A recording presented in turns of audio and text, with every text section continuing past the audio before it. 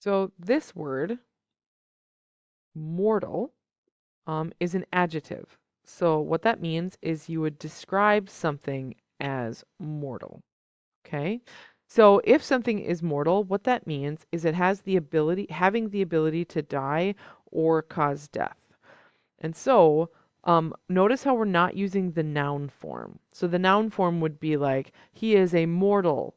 Like, no, that's a noun. We're using it as an adjective. So what that means, right? Let's do an example here.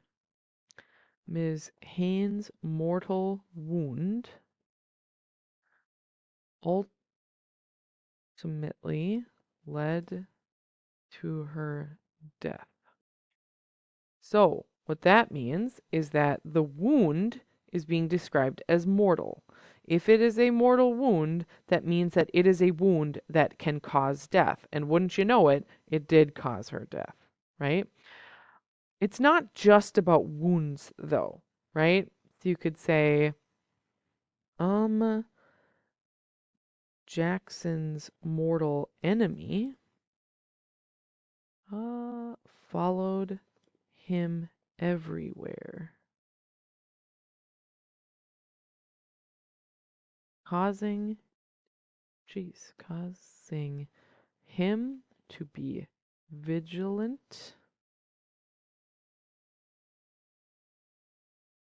of his surroundings to to avoid being vulnerable to attacks.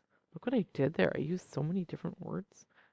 Uh so the enemy, which is one that can cause death or harm, like the ability to die, the very serious enemy followed Jackson everywhere. And I know that this is a very big deal. I know it's a significant enemy because he's got to be vigilant so that he's not vulnerable to any attacks. Okay? You can also describe something as, or like the adverb mortally. So you can say, Ms. Hayne was mortally wounded during her uh, um swim mortally wounded by a shark during her swim in the ocean. So, what that means is that this was a very significant wound that the shark did. Okay? You could even say, like, the shark mortally wounded Ms. Hayne, causing her to be rushed to the hospital and pronounced dead on the scene. Something like that. Whatever. But so mortally is the way you describe an action, mortal is what you would describe the thing.